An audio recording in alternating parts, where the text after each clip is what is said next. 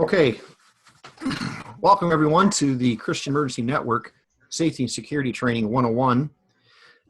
This training is just a brief overview of the booklet that you purchased. All of the information that we reference on this webinar is found in the booklet.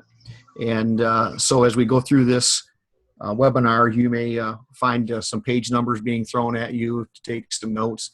And I suggest that you have that book handy for you as a reference tool. So we're talking about safety and security this morning because Christian Emergency Network has been listening to the church. Anybody that's actually breathing today can see that there's been a lot of events happening in our country that are now directly affecting our church. And so the church has needs. The church is finding itself in some unknown territory, and Christian Emergency Network and their leadership has stepped up to this need. This training will introduce you to the role and responsibilities of the safety security officer within your church and help you build a security team and provide you with information where you can find in-depth resources within the Ready Church book. Let's talk first about the safety and security officer. This is the tip of the spear of any safety and security team or any safety and security ministry in your church. The safety security officer of the team is responsible to assess the risks, mitigate risks, practice drills, establish security protocols, and conduct training of the security team. This is basically the leader, the person who's going to start your ministry. We'll discuss the profile of the safety security officer later on, and this information is found in your Ready Church book as well. So what are the church's challenges? What are we going to have to deal with? One of the issues that we always face is that there are no two churches that are exactly the same. So what might be a challenge for your church may not be a challenge for another church in your community. So we're going to list just a few here and perhaps talk about them. Just keep in mind that that they may not all be applicable to you. You may have your own unique situation. As a church, we have a mission, and our mission is to have open doors to our community. So how do we accept the challenge of trying to secure an area and yet keep our doors open and welcome and friendly? Obviously, every night when we go to bed in our homes, we're locking our doors. We don't want to let our community know that people are not welcome because they're locked out. The next thing that we have to deal with is mental disturbances, second and third generational mental disturbances. There's a lot of stress going on in the world today. There's a lot of people that are lacking the coping mechanisms to deal with issues in life, and oftentimes they turn to the church for help. And so that population we're starting to see that more and more in churches. Churches are technically a soft target. They're basically the last soft target. Schools up until about 15 years ago, 20 years ago, were a soft target. However, with the recent events and some of the historical tragedies, we've taken the steps to harden those targets, put strategies in place to protect our vulnerable children. Churches now are a soft target. They're considered to be a safe place, a sacred place. Most people would not think of having some type of a safety security team or even that mindset in an area that is considered sacred. The domestic global church persecution. I mean, all around the world, Christians are being persecuted and ideologies being challenged. You have copycats going on out there. People see the news and they see the fame that seems like some of these people are given on the news, and so therefore this may give them a cause to have their voice heard. Increase in security incidents. Just in general, crime could be up in your neighborhood. Crime could be in your location. You could have an increased amount of vandalism, robberies. It depends on where you're located. and people don't respect that sacred place in churches anymore. And then obviously, we have children, we have events, facility expectations. My question to most people is, when they ask me why they need a safety team, I ask them if their church is open. And so if their church is open, and there's always a vulnerability. Children are a vulnerable population. Who's there to protect them? Who's there for the responsibility for their safety? We have special events, whether it be speakers coming in, conferences, even social events like maybe weddings or celebrations. And so these draw large crowds from people who may or may have never been in your facility. And then what's the expectation of your facility? What do you do as far as letting outsiders come into your building, and who is in charge of maintaining order when maybe it's not a regular scheduled service? So there's lots of challenges to face with your own facilities. And then there's the unknown type of number of security police department calls. We may not know what's going on during the night, what type of activity, whether it be suspicious or maybe drug related. And then there's non-applicable resources. As churches, we do not have the access to some of the resources that are available to other nonprofits. The role of the church in crisis has a unique opportunity to fill this void that maybe some of the governmental agencies cannot provide. And then there's this attitude of God, guns, guts, made in America. You think, well, what does this mean? Well, there's some people that feel that that we don't need ministry, that because we have this American exceptionalism attitude, that the ministry portion of our church is no longer needed or no longer effective. And I think it sends the wrong message. Oftentimes people are challenging whether or not we actually need safety and security in our church. And what I have found in my experience is that the probability of something happening in your church might be extremely low. It may be that once in a million type thing. However, if we wait until after something happens and we put something in place, then we're leading from behind. And then you have to ask yourself, does lightning usually strike the same place twice? If you look historically at some of the big tragedies that we've had, for example, today is the anniversary of Columbine. And, when's the last time Columbine had a second shooting? Although all of the extraordinary steps they've taken to protect their children, none of those were in place beforehand. And so there's an example how we as a culture have a tendency to wait till something happens and then we react to it.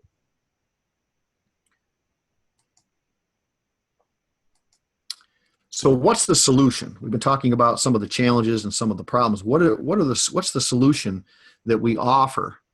I think the first thing that we have to define is who is responsible. Who is responsible for safety and security in your church? Is it, do we just depend on our ushers? Do we depend on each individual? Who is going to take that responsibility? Who's going to take that lead? So we were going to identify somebody who has this passion.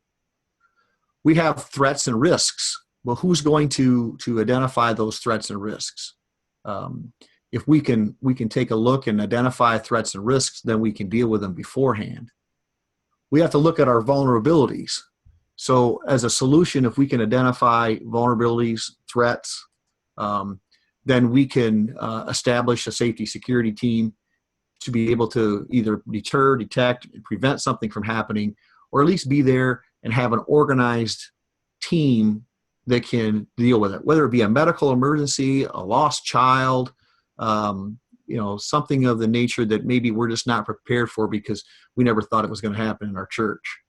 This takes a tremendous amount of planning, pre-planning, and training, because most of the time you're dealing with volunteers. And so therefore, writing things down and having an idea, a plan, We just can't make it up as we go. And then we put in place procedures. Specifically, we deal with our children, our check-in procedures, our check-out procedures, how we enlist volunteers, what kind of process do we do there. This is all done as a part of a total package to start to address some of the challenges that we listed before. And then obviously we have to practice, we have to train, we have to put things in motion to make sure that what we planned works, and then we have to be able to adapt and tweak it. Again, all of these things may not affect your local church. However, they're just kind of a guide and an outline. And then there's the Ready Church. Christian Emergency Network offers a tremendous resource in organizing your church to be ready to meet the response to today's needs that are facing our church.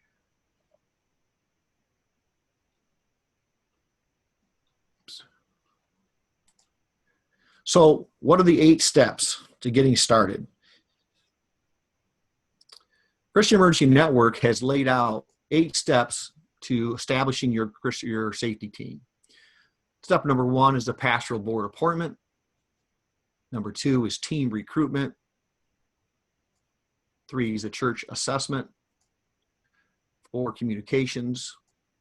Prioritize risks. Planning.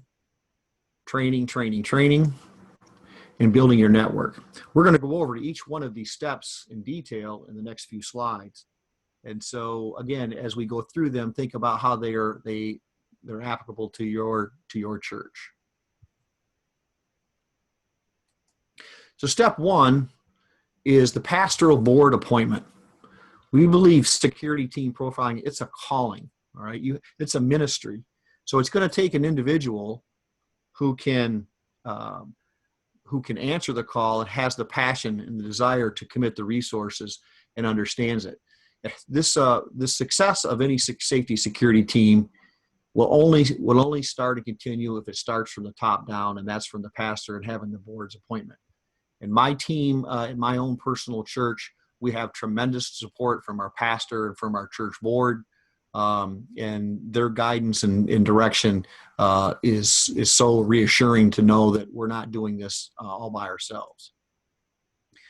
In our Safety and Security 101 reference to our Ready Church training, the book that you purchased, there is outlined the profile and responsibilities of a church team leader. And so there is about 10 steps there that we look at about who could we pick. We're looking for somebody with some type of experience, some type of ability to understand leadership roles. Specifically, we're talking about the incident command system. The person has to be trusted. They have to have certain abilities. For example, they need to be able to lead a team. They have to be able to do some assessments. Develop some emergency operations plans, and so even deal with some communications issues. So there are some skill sets that we're looking for, and I think that it's very beneficial that a person has that background. It doesn't necessarily have to be a law enforcement military person. It could be somebody who has some management and organizational skill sets in their job, and who's had perhaps some training in their work that has allowed them to train under like an incident command system, or maybe a national system that they may have brought in. The key focus is that not every church may seem to have that person, but if somebody has the passion, the Christian Emergency Network offers a tremendous amount of training that this person could be to learn these skills and utilize these resources. Step 2 is team recruitment. We don't ask the safety and security officer of your church or in this role and responsibilities to act by themselves. It takes a team effort. Just like the National Christian Emergency Network team works together and collaborates with one another, your local church can develop that same model. So the church emergency team leadership role talks about laying out certain roles, and we have 9 specific roles that we have identified that are effective to developing a church emergency team. And those are laid out in your book. I believe it's on pages 25 and 27.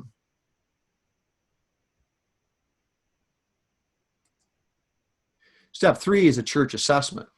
So once you've got a leader and once you've got a team, now you need to decide, where are we going to put these people? What are they going to actually do based on the needs of our church? And so before we get the cart before the horse, we need to do a church assessment and figure out, what is it that our church is ready to do, and what skill set do we have, what resources do we have before we can move forward with a plan. So step 3 is a church assessment. Again, there's a guide in your book that goes through biblical readiness, it goes through physical readiness, emotional, spiritual readiness, and it gives you an evaluation system so you can give yourself a benchmark of where you're at in this process. There's a resource identification worksheet. You can see what resources you have. Again, depending on your church, you may have tremendous amount of resources. You may not have a lot of resources. There might be duplicate roles, but that should never prevent you from getting started. And then there's a capacity assessment. Again, looking at what your facility is capable of doing, what your team's capable of doing. This, again, is part of the step 3 church assessment. Step 4 deals with communications. And this is kind of a very broad area, because we start with what we would call like physical communications. How do we talk to one another? How do we talk to another one within our team? How do we talk with our church? And we talk with our partners in city? How do we talk and communicate during some crisis? So how does our church communicate at every level? Do we just put out a bulletin and some announcements on social media? Or do we actually have a plan? My particular church, we actually have a weekly, what we call a safety briefing before our church starts in the morning. So what we actually do is we ask all of our staff and pastors that throughout the week, if they have any interaction with anybody, or if they know of any situations, that they bring that information to like a clearinghouse to one person, so that on our before our service even starts, our safety team is briefed on any potential intelligence or situations that might arise for that day, for that service. It also allows us to know what the schedule for the day is, what events are going on, whether we have children moving from one location to the other. A good example, it's kind of an unfortunate thing, but as a result of this intelligence gathering 2 years ago in my local church, we discovered that a gentleman had decided that on Easter Sunday, in the children's pickup area of our toddler section, he was going to serve his wife divorce papers in that hallway. And so having this information in hand, we were able to approach this individual and try to explain to him that this would not be the best place and time, perhaps maybe getting a different location. But imagine the trauma that would have been on this young lady to receive that information on a holy day. So again, it was the collaboration and the communication of our staff that allowed us to have a plan and take action. And as far as like the system of communications, whether you use your telephones, social media, if you're using hardwired, radio communication, and a big event, you might be using ham radios, you might be using intercom systems. So it's basically looking at what your capabilities are. This might be an area that during the assessment that you find that you're lacking, and maybe that's something that you could address right out of the gate. Step 5 is we're going to prioritize these risks. Once we do the threat risk impact analysis, we're going to find out what those risks are, and then we're going to look at how they're going to impact our church or our ministries. Again, this is found in the book, and you can see that as we look and identify the hazards, then we assess the risks, and then we define how that will impact us. Again, it goes down to each individual church, and there's so many variables depending on the size of your church, location of your church, and your partnership with perhaps your local first responders.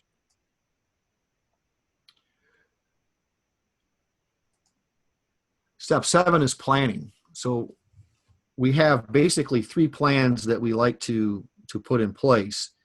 And the first one is the security plan. This basically defines the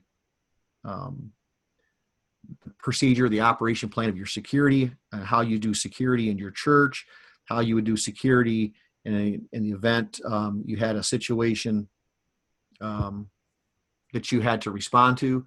The second one is the emergency operations plan, the EOP, is how is your church going to respond in emergencies? How are you going to take care of those who you have a immediate knowledge and need of? Without an emergency operations plan, it becomes very confusing. There's 3 basic standards that you need to understand, and when an emergency happens, that's not the time to be doing the planning. So beforehand, if you can basically answer the 3 simple questions of who does what, when do they do it, and with what authority, then you're already off to a pretty good start of assigning tasks. And the third one, the MCP, is the ministry continuity plan. So what we want to do is we want to understand how is our ministry going to continue if we're faced with a crisis. For example, if you have a power outage and you cannot hold service or you cannot provide ministry, who will be affected? It's almost as simple as if you have a 2 or 3 week shutdown of your church and you have to pay bills and you're not able to perhaps collect or have some way of collecting funds, and you're on a real tight budget, you're a small church. This could create a challenge to meet some of your financial obligations. So we look at the security plan, the emergency operations plan, and then the ministry continuity plan. There again, in the book, there are some guidelines and some assistance on how to put that together. Step 8, obviously, this is the last one, is that all these things we talked about will never happen until you train, and put the training in place. Not only in the simplified training of the things that you've just put in place, but there is more advanced training available for specific incidents.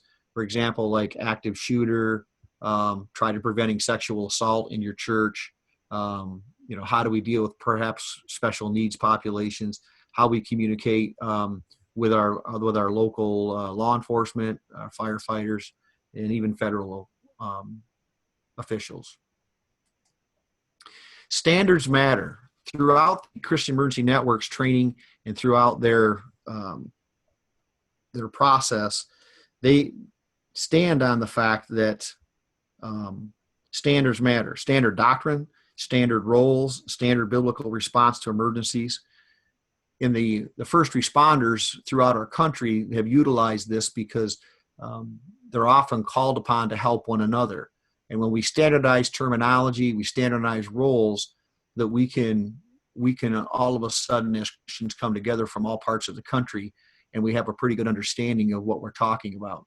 For example, if a person in Indianapolis is looking to talk to a PIO officer in the state of Michigan, PIO being Public Information Officer, the person will have a good understanding of what that role is and what those responsibilities are. And so some of the language would be understood.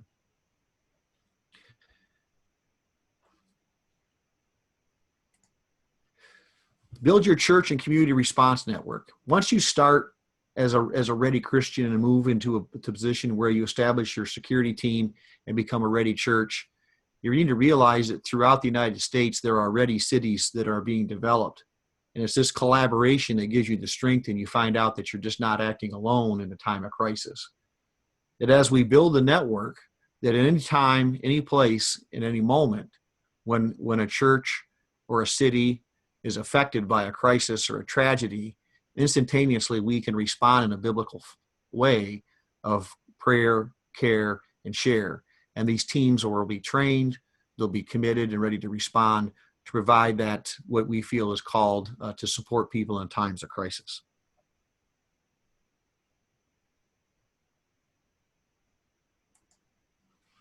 So that's going to conclude our webinar for today. You can contact your church advisor if you have any questions. And if there's questions that have been presented throughout the webinar, I believe that perhaps we can